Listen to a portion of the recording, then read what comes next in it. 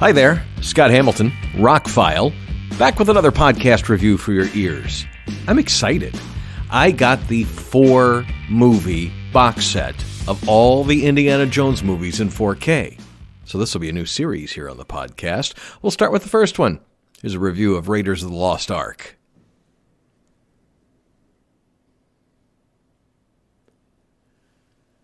Short version is, it's a quintessential classic you should already own if you're a movie collector.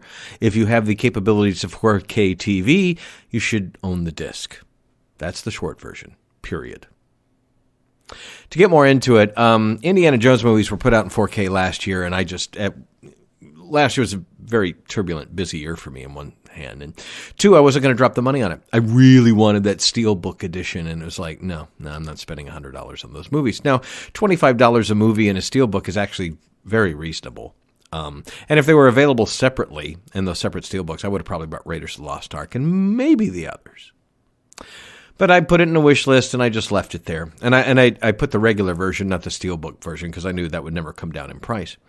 And so I was goofing around one day about a month ago, and on Zavi, which is a UK store that has a US website, they had the Steelbook edition with 9 discs. Now, the US Steelbook edition comes with 5 discs, which you get all 4 movies in 4K, and then you get a bonus disc.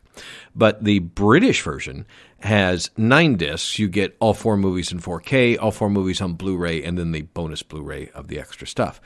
And they're region-free, and will play in the United States. And the Steelbook edition British version, UK version, is cheaper than the regular non-Steelbook US version.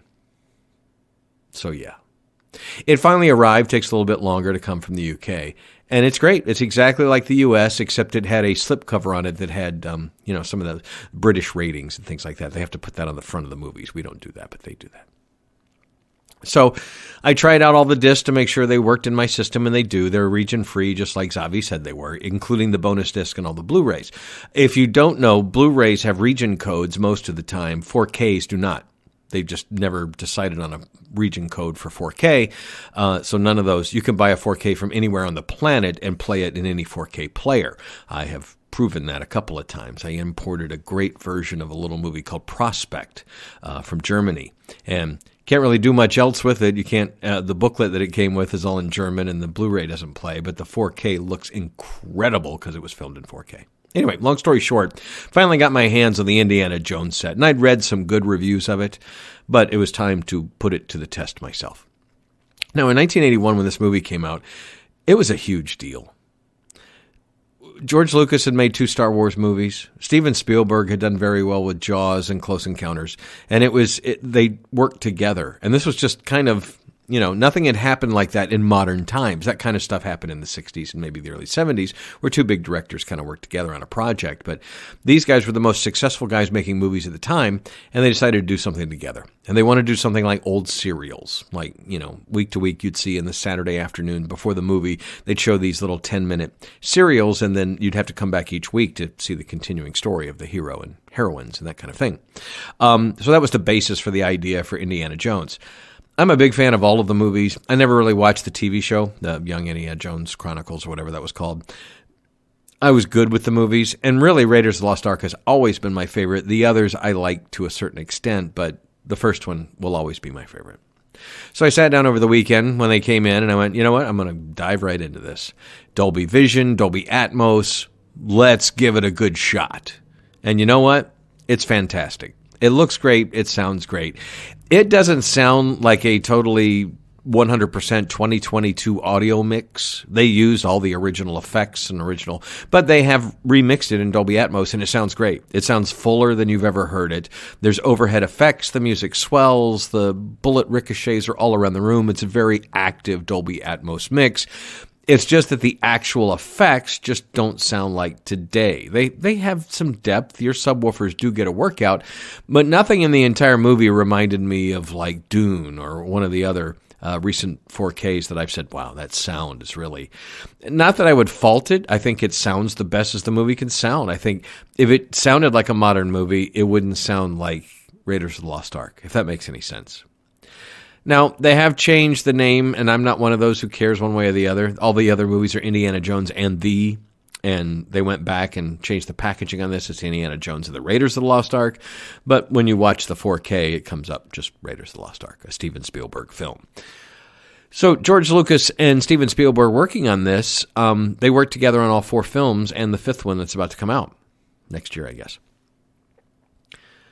They were all financially successful, and for those of us that were growing up at the time, this gave us the quote-unquote non-science fiction fantasy outlet we'd always wanted. I grew up on Ray Harryhausen, Clash of the Titans type stuff, Jason and the Argonauts, and so this was kind of in line with that without the stop-motion trickery and all that kind of stuff. But I will always love Raiders of the Lost Ark. We just sat in the theater, and it was just like nothing we had seen before, and it's very gritty, and it leans towards R for a PG movie. They didn't have PG-13 at the time. For those that don't know the story, and we'll cover it, I guess, in the next podcast, the PG-13 rating was created for the second Indiana Jones movie in the Temple of Doom because they pulled the guy's heart out. And they said that, this is not really R-rated, but it's not for little kids, and the PG-13 rating was born that we're kind of stuck with now because they want to make as many movies as possible on that because that's the magic rating that gets the most people in the seats for the big blockbusters.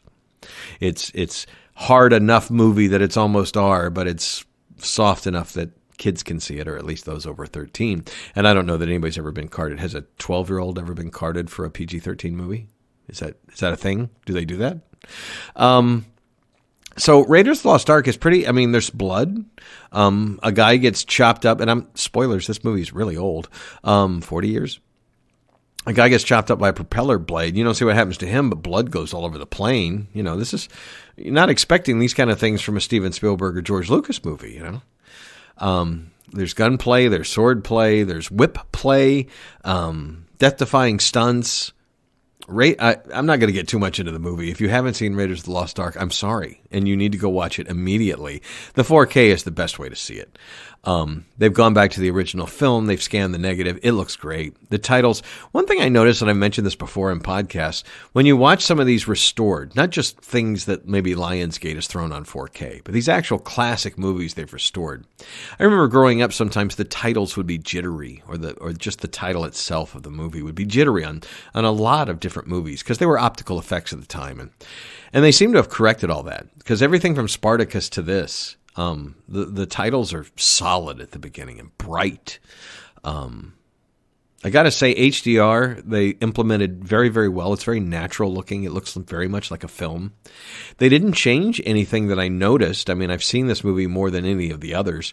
There's still that scene where Karen Allen falls into the pit with the snakes, and there's a snake right in her face. You can kind of see the reflection in the glass. You can still see that. I think they could have taken that out. I don't know too many people have complained, but there's 2 shots right there where you can see glass a little bit, just because it's, because of the lighting. There's flames flickering and movie lights and the snakes and all that. Guess nice if they had safety glass there between the actors and the snakes. But if you've never seen that, you could see it a little bit on the Blu-ray. You really couldn't see it on the DVD. The resolution wasn't there. But on the Blu-ray you could, and you can definitely see it on the 4K. I looked for it because I'm like, well, if they were going to change anything, they would take that out. And they didn't. So that kind of lets me know that they really didn't change the movie. Flesh tones are very natural looking. All the colors are very natural. This is not a very bright movie, but I was shocked that some of the bright scenes, they literally point the camera at the sun to do a transition or whatever. It was real bright. Very, very bright. Like I said, the titles are white. They're black with white outlines, and that was very sharp, like you just got it out of the laundry and used a little bleach this time. The movie doesn't look like it's scrubbed clean. There's still some film grain there, and some of the shots are really grainy, actually. But overall, this looks like the best. I don't remember it looking this good in the theater, and I saw it many times in the theater. When he rides the submarine or whatever, it looks great because they got the real actors to do these things and real stuntmen to do these things. There's very little. There's really no CG. This was before CG. The ghost effects and stuff towards the end they did with superimposing things and blue screen or green screen or whatever. And I did watch some of the making ofs on the additional Blu-ray that comes with the movies. They've restored those into 1080 and they're back from the day. They're back from the early 80s. And there's some really interesting ways they did some of those effects. melting the guy's face, they used, a particular kind of a plaster that melts at a certain temperature, and they could control the melting of that. That's very iconic scene at the end. All in all, Raiders of the Lost Ark, it's just one of those 5-star movies that I don't know anybody who dislikes that movie. When my grandmother was alive, we showed it to her. She liked the movie. Everybody likes it. Harrison Ford's good in it. He's good looking in it. He's leaping off things, and he's not a superhero. He gets his butt kicked a few times, but he always comes back, finds a way to win, and that's why he's a great hero. So I'm going to be watching all of these. I won't watch them 4 nights in a row. I'm going to watch some other things in between, so that the podcast will probably be spaced out a little bit, or I might run them in a row. I haven't decided yet. But I will be reviewing all 4 movies, including Crystal Skull, that I've only seen twice. I saw it once in the theater, and I saw it once on Blu-ray years ago when it came out. I'm preparing for the next Indiana Jones. I don't have high hopes because Crystal Skull was just okay. But the first 3, to me, are a classic trilogy, even though 2 and 3 are not as good as 1. And I think I like 3 more than 2, but we'll find out. So if you want to import the UK disc from Zavi, it's ZAAVI.com. They have a UK store, and then once you're in there, it will tell you, would you like to go to the US store? They usually have a flat $4.99 shipping, and they have decent prices. Some of their stuff is priced comparable to what it would cost you if you were importing it, and that's, $45 for a steelbook, no. But they do carry some steelbooks that are out of print at Best Buy, and they were Best Buy exclusive, so if you're looking for certain things, they may have it. You may have to pay a little bit more for it, but they may have it. I was able to pick up one I was missing from last year, and it cost a little bit more than I wanted to spend, but my OCD is satisfied. My collection in that particular genre is complete. So yeah, I can hardly recommend, go ahead and if you're going to buy the set, just spend the same money and buy the UK version, get the steelbooks. Comes in a crappy cardboard case that got a little bent. I'm currently have the steelbook sitting on a shelf with a bunch of steelbooks on top of it to try and flatten it out. If you don't care about the little cardboard case, you could take the steelbooks out. They came flawlessly. Each steelbook contains the movie in 1080p and 4K with 2 separate discs. And then Crystal Skull has a 3rd disc in there, which is the bonus Blu-ray that has several hours of what would they call it? Not legendary, archived documentary stuff. It's all been restored and looks great. So I highly recommend the set, and I'll be reviewing the movies as I get to them. Thank you very much for listening. I'm Scott Hamilton of ROCKFILE, and my links are below. Thanks for taking time out of your day, and have a spectacular one.